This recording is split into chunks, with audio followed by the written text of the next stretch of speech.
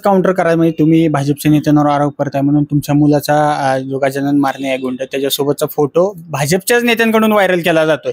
आणि ते खालच्या पातळीचं राजकारण करतात.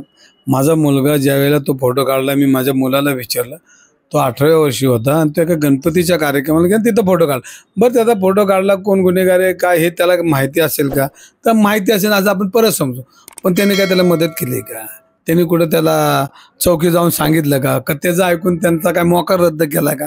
ज्यांच्यासाठी मोकार रद्द होतं ते पाटलांना विचारणं जाऊन म्हणावं. हे काय विचारत आहे मला?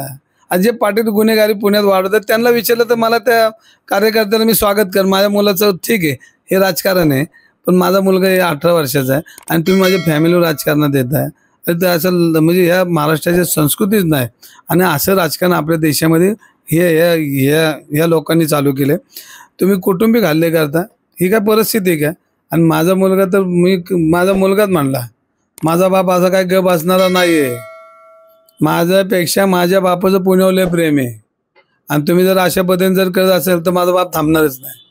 आणि मी काय माझा फोटो निघाला मला माहीत बी नाही कोण मारणे बिरणे, आणि असं तुम्ही जर ट्विट करून जर मला माझ्या बापाला असं तुम्ही थांबू शकत नाही. माझ्या पोराला बी गॅरंटी आपला बाप चुकीचं वागू शकत नाही आणि आपला बाप चुकीचं वागत नाही तर मी चुकीचं वागलं नाही पाहिजे, त्याला आता कळलेलं आहे.